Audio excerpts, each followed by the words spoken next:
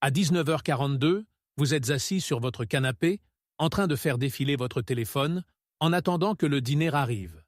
Pas de bière, pas de cigarette, pas de virée nocturne dans les bars. Vous vous dites, au moins, mon foie est en sécurité. 2 semaines plus tard, vous fixez un rapport d'échographie. Foie gras. Grade 1. Vous le relisez, convaincu qu'il doit y avoir une erreur.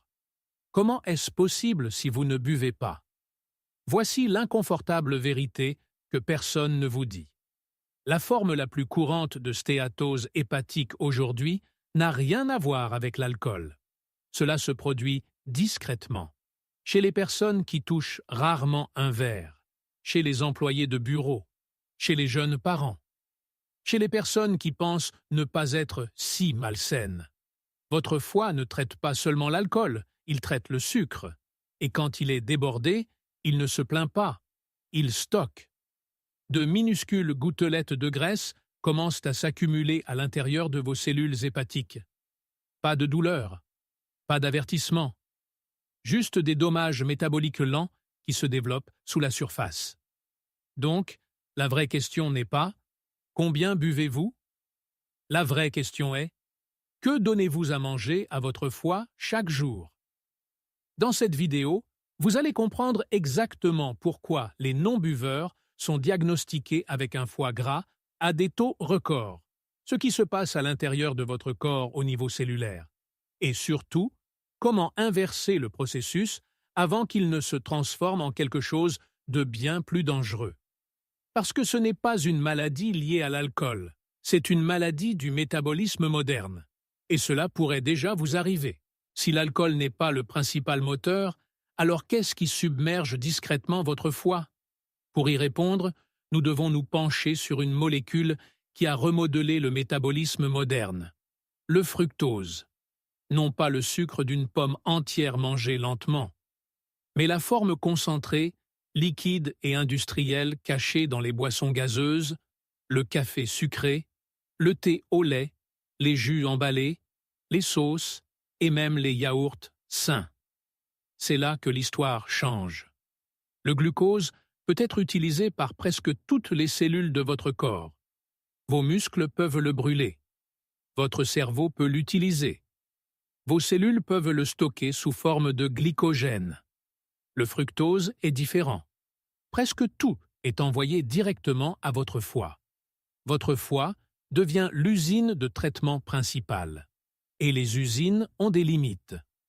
Lorsque de petites quantités de fructose arrivent, votre foie peut les gérer. Mais lorsque de grandes quantités arrivent rapidement, surtout sous forme liquide, votre foie n'a pas d'interrupteur. Il ne peut pas stocker directement le fructose sous forme de glycogène de la même manière efficace. Alors, il le convertit en graisse. Ce processus est appelé lipogenèse de novo. Cela signifie littéralement créer de nouvelles graisses à partir de rien. Et ce n'est pas une théorie.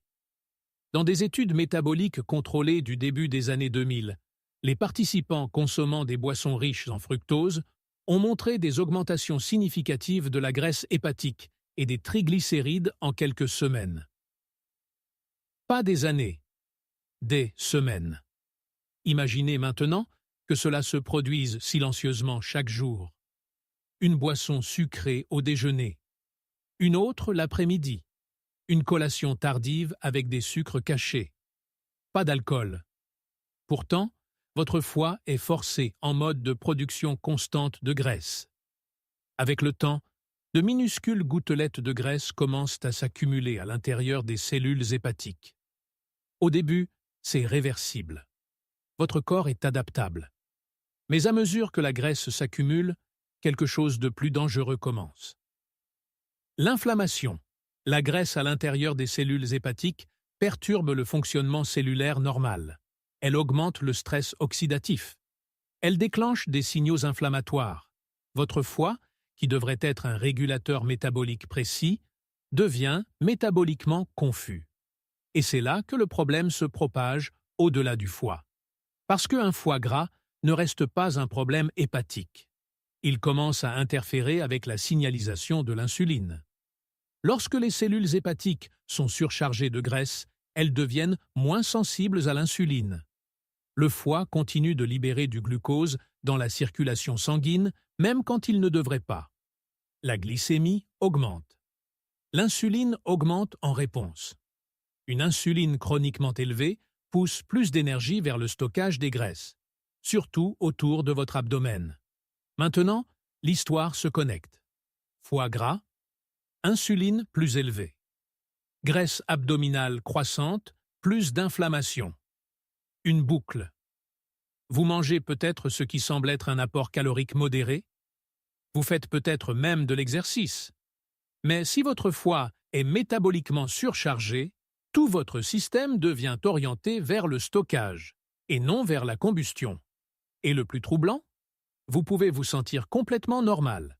Pas de douleur aiguë, pas de signe d'avertissement dramatique, juste une légère fatigue, brouillard cérébral, des triglycérides légèrement élevés lors d'une analyse de sang que vous avez presque ignorée. C'est pourquoi la stéatose hépatique non alcoolique est devenue si courante en Asie au cours de la dernière décennie. Urbanisation rapide. Apport élevé en glucides raffinés. Boissons sucrées normalisées comme habitude quotidienne. Il ne s'agit pas de boire.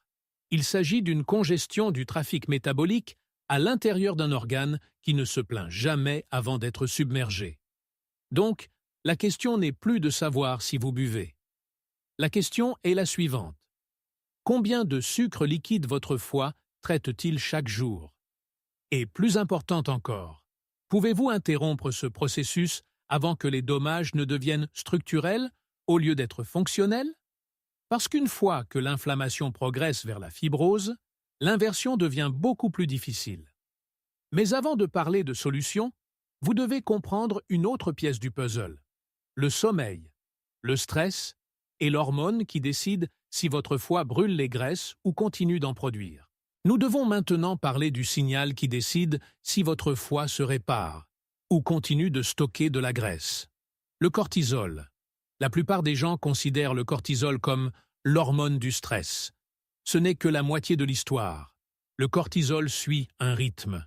Il augmente naturellement tôt le matin pour vous réveiller. Il devrait diminuer progressivement tout au long de la journée. En fin de soirée, il est censé être bas, permettant à la mélatonine d'augmenter et à votre corps de passer en mode réparation. Mais la vie moderne perturbe ce rythme. Exposition aux écrans tard le soir. Stress professionnel qui ne se termine jamais vraiment. Défilement dans le lit. Dormir après minuit. Lorsque vous dormez constamment tard ou que vous subissez un stress chronique, le cortisol ne diminue pas correctement la nuit. Et cela a son importance pour votre foie, parce que le cortisol augmente la néoglucogénèse. Cela signifie que votre foie produit du glucose même lorsque vous ne mangez pas. Dans des conditions normales, c'est utile. Cela empêche la glycémie de chuter pendant le jeûne. Mais lorsque le cortisol reste élevé trop longtemps, votre foie reçoit un signal constant. Libérer plus de glucose.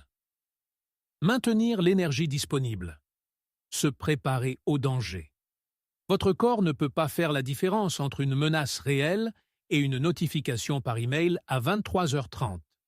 Ainsi, les niveaux de glucose augmentent subtilement pendant la nuit. L'insuline réagit. Et rappelez-vous ce qui se passe lorsque l'insuline reste élevée. Le stockage des graisses devient plus facile. La combustion des graisses devient plus difficile. Combinez maintenant cela avec un foie déjà gras. Le foie est surchargé par un excès de fructose. L'inflammation est présente. La signalisation de l'insuline est altérée. Ajoutez à cela un cortisol nocturne chronique. Vous avez créé une tempête métabolique parfaite. Au lieu d'utiliser les graisses stockées pendant la nuit, votre foie continue de produire du glucose. Au lieu de se reposer, il continue de travailler. Avec le temps, ce schéma renforce l'accumulation de graisse à l'intérieur des cellules hépatiques. Et il y a une autre couche que la plupart des gens ne considèrent jamais. La privation de sommeil altère les hormones de l'appétit. La leptine, qui signale la satiété, diminue. La gréline, qui augmente la faim, augmente. Alors le lendemain, vous avez envie d'énergie rapide, généralement des glucides raffinés. Le cycle se répète. Plus de sucre, plus de production de graisse hépatique, plus de résistance à l'insuline, plus de graisse abdominale. C'est pourquoi deux personnes peuvent manger des calories similaires et avoir des résultats métaboliques complètement différents. L'une dort constamment avant 23 heures, gère le stress et marche après les repas. L'autre mange tard, dort à 1 heure du matin, évite un stress chronique de faible intensité. Le foie de la deuxième personne ne passe jamais complètement en mode réparation. Et voici quelque chose de critique. Pendant le sommeil profond, votre corps augmente la sécrétion d'hormones de croissance. L'hormone de croissance favorise la mobilisation des graisses et la réparation des tissus. Si vous réduisez ou fragmentez constamment le sommeil profond, vous réduisez l'un des signaux naturels de combustion des graisses les plus puissants dont vous disposez. Il ne s'agit pas de perfection, il s'agit de rythme. Votre foie n'est pas seulement un processeur chimique, c'est un organe sensible au temps. Il réagit différemment à 10 heures du matin qu'à minuit. Lorsque vous ignorez le timing circadien, vous amplifiez les dommages métaboliques. Donc, l'image est maintenant plus claire. Surcharge en fructose liquide pendant la journée. Cortisol élevé la nuit. Insuline qui ne se stabilise jamais vraiment. Sommeil qui ne déclenche pas la réparation. Et tout cela converge vers un seul organe. Votre foie. La bonne nouvelle est la suivante. Contrairement à la cirrhose avancée, la stéatose hépatique à un stade précoce est souvent réversible. Mais l'inversion nécessite plus que la réduction des calories. Elle nécessite de supprimer les signaux qui indiquent à votre foie de continuer à stocker de la graisse. Dans la section suivante, nous allons traduire cette biologie en action. Pas de conseils vagues, pas de plan de désintoxication extrême. Des signaux métaboliques clairs qui aident votre foie à passer du mode stockage au mode réparation. Alors, comment envoyer un message différent à votre foie? Pas avec une tisane détox, pas avec un régime draconien de 7 jours. Vous changez les signaux, parce que le foie gras n'est pas seulement une question d'excès de graisse. Il s'agit des instructions hormonales qui disent à votre corps quoi faire de l'énergie. Traduisons la biologie en action. Signal numéro 1. Supprimez complètement le fructose liquide pendant 14 jours. Il ne s'agit pas du fruit dans sa forme naturelle. Il s'agit des boissons. Café sucré, thé au lait, boissons gazeuses, jus de fruits emballés. Les liquides délivrent le sucre rapidement. Il n'y a pas de barrière de fibres, pas de mastication, pas de ralentissement. Lorsque le fructose arrive rapidement, votre foie en convertit davantage en graisse. Lorsque vous supprimez cet afflux rapide, la production de triglycérides commence à diminuer. Des essais cliniques ont montré que la réduction de l'apport en fructose peut diminuer la graisse hépatique en quelques semaines, même sans restriction calorique drastique. 14 jours. C'est assez long pour réduire la pression métabolique. Assez court pour paraître réalisable. Signal numéro 2. Bougez après avoir mangé. Pas d'entraînement intense. Pas de cardio punitif. 10 à 15 minutes de marche dans les 30 minutes après un repas. Lorsque vos muscles se contractent, ils activent les transporteurs GLUT4. Cela permet au glucose d'entrer dans les cellules musculaires avec moins de dépendance à l'insuline. Moins de glucose retournant au foie. Moins de besoin pour le foie de gérer le débordement. Avec le temps, cela améliore la sensibilité à l'insuline.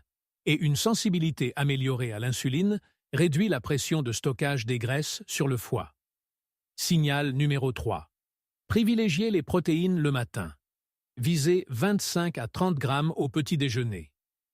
œuf, yaourt, grec, point tofu, viande maigre. Les protéines stimulent les hormones de satiété et stabilisent la glycémie tôt dans la journée. Elles réduisent les envies de sucre en milieu de matinée. Elles diminuent la probabilité de se tourner vers des calories liquides plus tard. Elles soutiennent également le maintien musculaire. Et le muscle est votre plus grand organe métabolique pour l'élimination du glucose. Signal numéro 4. Protégez votre fenêtre de sommeil. Choisissez une heure fixe, idéalement avant 23 heures. Baissez les lumières après 22 heures. Réduisez l'exposition aux écrans. Laissez le cortisol diminuer naturellement. Lorsque le sommeil profond s'améliore, les pulsations d'hormones de croissance augmentent. La mobilisation des graisses s'améliore. Les processus de réparation du foie s'activent plus efficacement. Vous ne forcez pas la perte de graisse, vous la permettez. Signal numéro 5. Créez une fenêtre de jeûne nocturne douce, 12 à 14 heures entre le dîner et le petit déjeuner. Si vous terminez le dîner à 19 heures, prenez le petit déjeuner à 7 ou 8 heures du matin. Pendant cette fenêtre, les niveaux d'insuline baissent. Une insuline plus basse permet la lipolyse, la libération des graisses stockées. Votre foie commence à utiliser les acides gras plutôt que de produire constamment du glucose. C'est un repos métabolique, pas une famine. Un repos. Maintenant, remarquez quelque chose d'important. Aucun de ces signaux ne nécessite de restrictions extrêmes. Aucun n'exige la perfection. Ils restaurent le rythme. Ils réduisent la surcharge. Ils améliorent la dynamique de l'insuline. Ils calment les schémas de cortisol. Et lorsque vous les combinez, l'effet est démultiplié. Supprimez le sucre liquide. Marchez après les repas. Priorisez les protéines. Dormez avant 23 heures. Permettez une fenêtre de jeûne nocturne. Ce ne sont pas des conseils aléatoires. Ce sont des instructions coordonnées pour faire passer votre foie du mode stockage au mode réparation. La transformation ne se fait pas du jour au lendemain, mais la stéatose hépatique à un stade précoce est souvent réversible, car les cellules hépatiques peuvent se régénérer. La clé est la cohérence assez longue pour réduire l'inflammation et restaurer la sensibilité à l'insuline. Vous ne luttez pas contre votre corps. Vous supprimez les signaux qui l'ont dérouté. Dans la dernière section, nous allons rassembler cela dans un simple calendrier quotidien que vous pourrez suivre dès demain matin. Maintenant, transformons cela en quelque chose de pratique. Pas de théorie. Pas d'habitudes éparses. Une seule journée que votre foie peut comprendre. Matin. Vous vous réveillez vers 6h30 ou 7h. Avant de prendre votre téléphone, buvez un grand verre d'eau. L'hydratation soutient le volume sanguin et aide votre foie à traiter les métabolites plus efficacement après le jeûne nocturne. Dans la première heure, prenez un petit déjeuner axé sur les protéines. 25 à 30 grammes. Il ne s'agit pas de manger plus. Il s'agit de stabiliser la première décision métabolique de la journée. Lorsque les protéines ancrent votre matinée, la glycémie augmente progressivement au lieu de monter en flèche. L'insuline réagit de manière appropriée plutôt qu'agressivement. Votre foie n'a pas besoin de compenser. Mi-journée. Déjeuner à une heure constante, idéalement entre midi et 13 heures. Après avoir fini de manger, ne vous asseyez pas immédiatement. Marchez. 10 à 15 minutes. Même à l'intérieur de votre immeuble de bureau. Même autour de votre maison. La contraction musculaire après un repas modifie l'endroit où va le glucose. Au lieu de retourner circuler vers le foie, il est aspiré par les muscles en activité. Vous redirigez le trafic loin de la congestion. Après-midi. Si des fringales apparaissent, faites une pause avant de réagir. Posez une simple question. Suis-je fatigué, stressé ou vraiment affamé? De nombreuses envies de sucre l'après-midi sont dues au cortisol, pas aux calories. Une courte promenade à l'extérieur, à la lumière naturelle, peut réduire plus efficacement les signaux de stress qu'une autre boisson sucrée. Soir. Dînez plus tôt que d'habitude, 18h30 ou 19h si possible. Gardez-le équilibré mais modéré en glucides raffinés. C'est là que commence votre fenêtre de jeûne nocturne. Après le dîner, une légère promenade à nouveau. pas pour brûler des calories, pour signaler la faim. Vous dites à votre corps que l'apport alimentaire de la journée se termine. Fin de soirée. Baissez les lumières. Réduisez la stimulation. Votre cerveau a besoin de signaux environnementaux pour permettre au cortisol de diminuer et à la mélatonine d'augmenter. Dormez avant 23 heures. Pendant la nuit, quelque chose de puissant se produit. Avec une insuline plus basse et un cortisol plus bas, votre corps se tourne vers la mobilisation des graisses. Les pulsations d'hormones de croissance soutiennent la réparation des tissus. Votre foie commence à éliminer plus efficacement la graisse accumulée lorsque la pression métabolique est réduite. Maintenant, prenez du recul et regardez cette journée. Vous n'avez pas compté les calories de manière obsessionnelle. Vous n'avez pas éliminé des groupes alimentaires entiers. Vous ne vous êtes pas puni avec des exercices extrêmes. Vous avez changé le timing. Vous avez changé les signaux. Vous avez réduit la surcharge. Si répété constamment, ce rythme quotidien abaisse les triglycérides, améliore la sensibilité à l'insuline et réduit la graisse hépatique avec le temps. Pas instantanément, mais de manière mesurable. Et voici la vérité plus profonde. La stéatose hépatique sans alcool n'est pas un échec moral. C'est un résultat prévisible des signaux environnementaux modernes. Lorsque vous corrigez les signaux, la physiologie se corrige souvent d'elle-même. Le foie est remarquablement résilient. Mais la résilience nécessite une chance de récupérer. Donc, la vraie question devient simple. Êtes-vous prêt à donner à votre foie 14 jours d'instructions différentes? Terminons par quelque chose d'honnête. Le foie gras sans alcool n'est pas bruyant. Il ne crie pas. Il ne vous force pas à arrêter. Il murmure. Une petite fatigue. Un taux de triglycérides légèrement élevé. Un résultat d'échographie discret que vous ignorez presque. Et c'est exactement pourquoi il se propage si facilement. Parce que la vie moderne continue d'envoyer les mêmes signaux.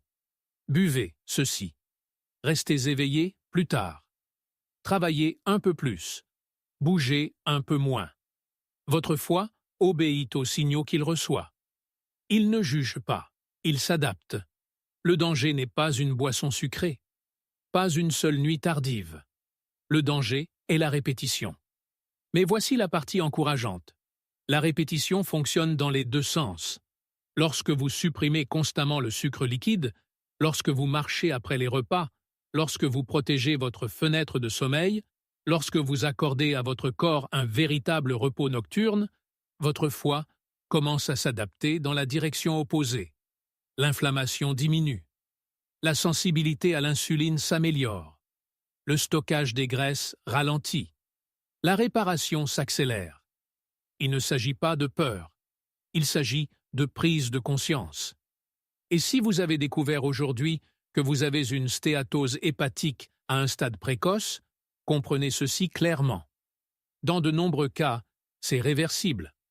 Mais seulement si vous agissez avant que l'inflammation ne se transforme en fibrose.